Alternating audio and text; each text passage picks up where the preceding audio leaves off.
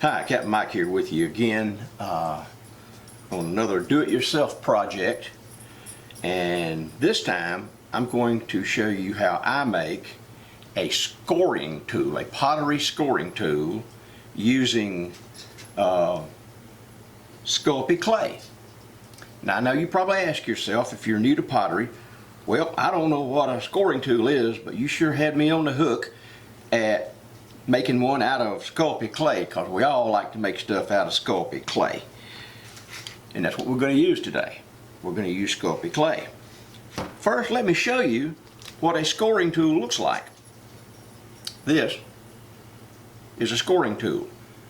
And the irony here is you can buy these little puppies for, I think I bought 2 of these on Amazon Prime for $6. They'll probably last me a lifetime. I bought them because I'd never used one and I didn't have one. So I bought 2. And so just a short time later, in one of my pottery classes, my instructor had a tool that looked similar to this. And it just so happens the name of that school is Good Dirt. It's in Athens, Georgia. Rob and Jess run that school, and it covers the entire spectrum of ceramics and wheel throwing and everything that you could ever want to know. Great website. Go visit them on goodearth.com and see what they got to offer. But that's I put Good Dirt on that one just to show you what you can do. And I decided I'd make a few of those. Well, that's all well and good, you say, but what do you do with a scoring tool? I'm glad you asked. Let me show you what you can do with a scoring tool. We're going to move all these things that we're going to use later, and I will show you what we do with a scoring tool. Now, I'm going to start with this, and then I am going to speed it up so there won't be any talking after I get started and explain a couple of things, and we'll just sort of fast forward through the whole procedure, and you'll get an idea of what a scoring tool is. Now, I'll start my talking part now, and then we'll get into it. I've already pre-prepared a slab. Scoring tools are used when you want to join one piece of clay to another, be it a bottom to a slab that's going to be a slab turned into a cylinder, or whether it's the handles on a teapot or a coffee cup. You will score both pieces of clay before you add the slip. And I'll explain to you what slip is when we get to it, just in case you don't know. But here is the part that I'm going to fast forward through. I've got a bottom, I've got the cylinder for the cup, and I didn't bother to hand pull a handle. And those of you who don't know what hand pulling a handle is, get on YouTube and just look up pulling a handle and you'll find out. I just slabbed this one out. It's faster. Okay, folks, I'm going to show you what you do, and then I'll do it on one side here. Then I will just do the fast forward job. Everybody loves fast forward job. I won't talk so you won't get that funny noise. Now, we're going to use slip. I told you I'd tell you what it was. Slip is nothing but part of the clay body that you're using that has been blended with some water until it is a paste consistency. This is the glue that will bind this. So that's what the slip is. So what you will do is you have to score both sides that you're going to join.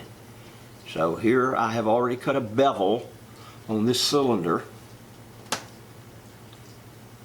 and so we're just going to join it. You don't have to be real pretty, and I'm not going to be real pretty. All right, and then you add a little slip, or a lot of slip, whatever you want to do. Kind of dab it on there, fill it in real good. Okay, that's all you do. From this point on, I'm going to start fast forwarding.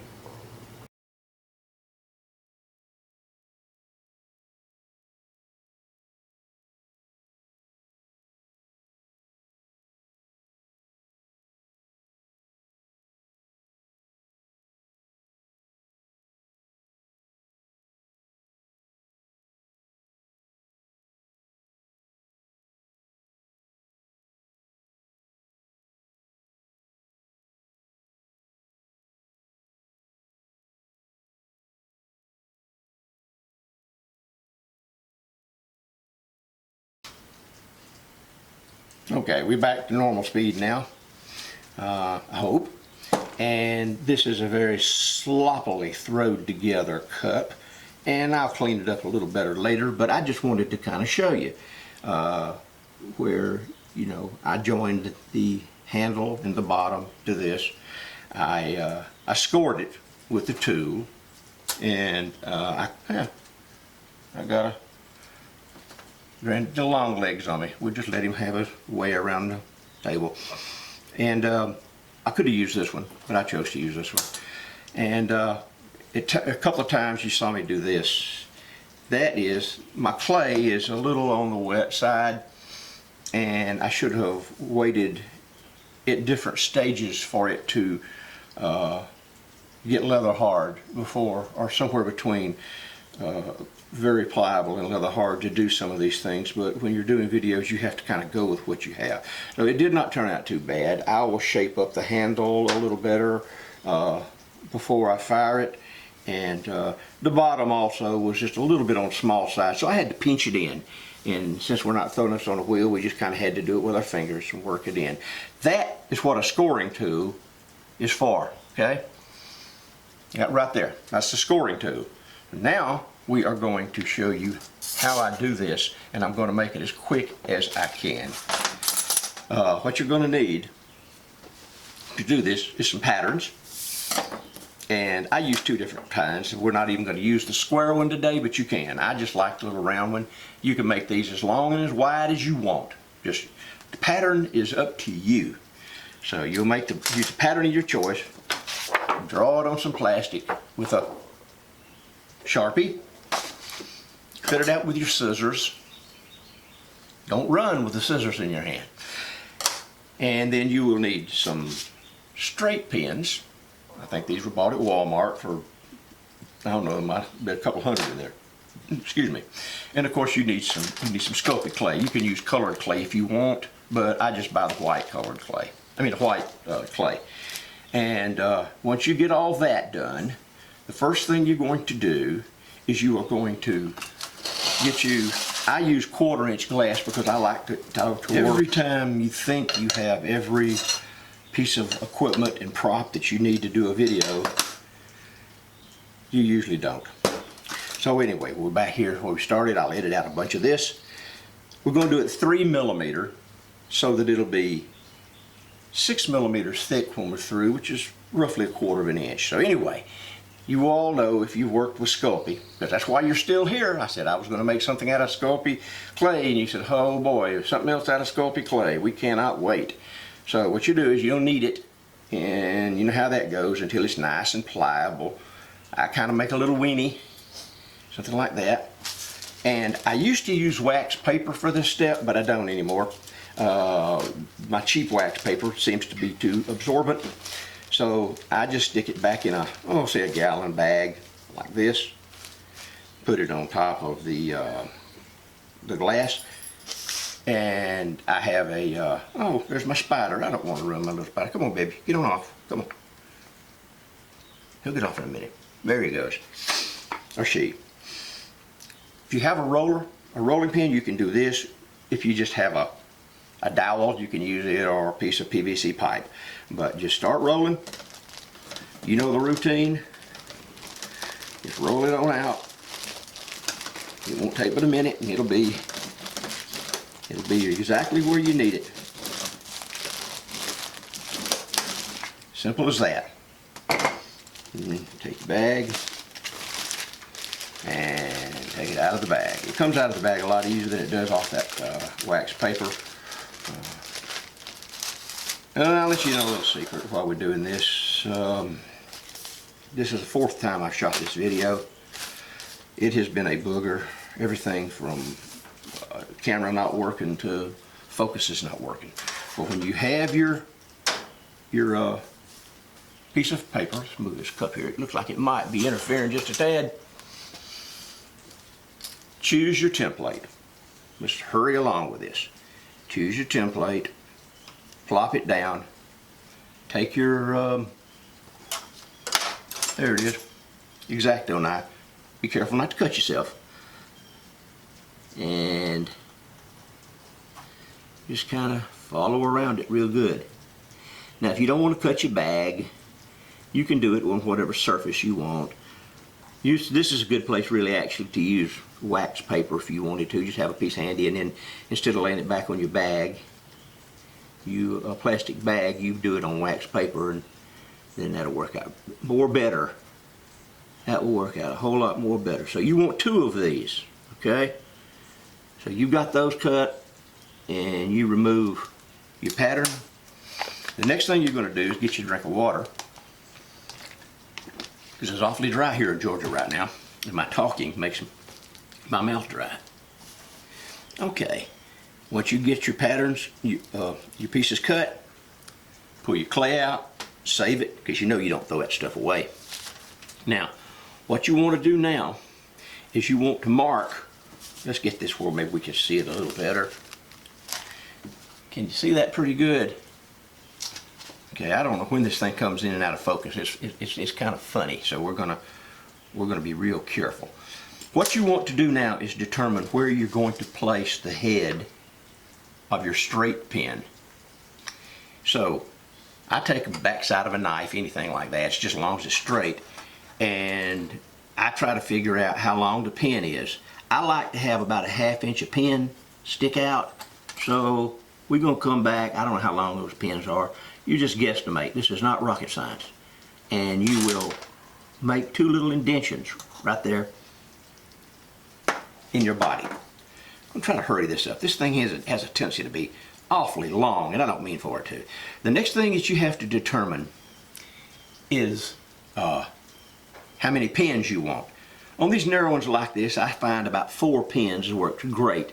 In that case, I start from the edge, and I start placing the pins, and just space them out as best you can. Now, mind you, that if you don't get them perfect, there's nobody going to come arrest you. There's no pins police, and you just kind of plop them in there, because we're going to straighten them up again in a minute. But that little trough that you just pushed in there rather, is going to help you line up the ends across here. So once you get that done, you'll take your X-Acto knife and you'll just start straightening them, okay? And then you'll take it and you'll push it on the ends a little bit, kind of get them all lined up really good. And when you're satisfied with that, you take this other one. Remember, it's got a groove there that will match this. Kind of place it down there like this, line it up, and stick it all together. It's a pretty ugly looking thing to start with, because it's kind of where you've been touching it and mashing on it and all that good stuff. It's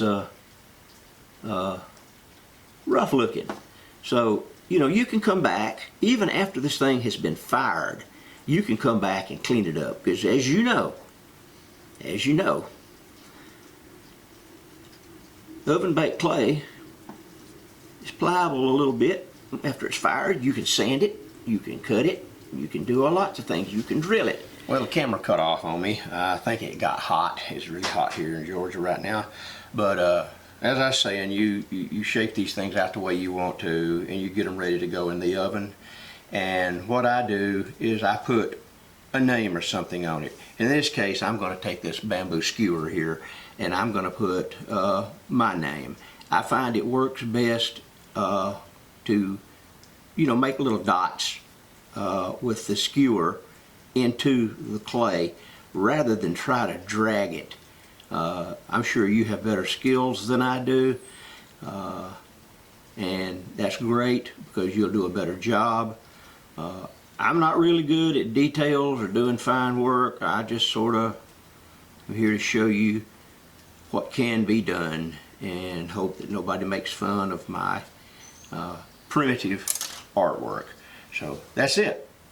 I've got Captain Mike on it, and now all you have to do is put it on this and on this glass slab. You can also put it on metal.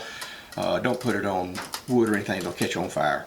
And I preheat my oven to 300 degrees and I fire the thing for 45 minutes, although the Sculpey people say 275 for 15.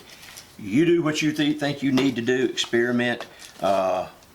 that's what I do. Now, I know you ask yourself, well, what happens if I forget the thing? I don't have a timer and I let it go for a long time. Well, nothing at 300 degrees anyway. This fired all night, turned brown, that's all it did. Maybe shrunk it up a little tad, I don't know, but didn't hurt anything, didn't even smell up the shop. So it won't be a disaster if you forget it, but don't. If you want, this will be white, if you want to paint it, I find this PBO porcelain paint works good. You paint it and then you fire it in the oven to 350 for minutes and it's like a ceramic. But you can also get this at Walmart that does the same thing. It's just not transparent, it's opaque, which all a zillion colors, and you can paint these things after they're cooked, paint them, cook them again. And pretty much that's it. That's my video, and this is again probably longer than I wanted it to be. I'm terribly sorry I ramble on. So that's pretty much my video on how to make a do-it-yourself pottery scraper. And I'm Captain Mike, and I'm out of here.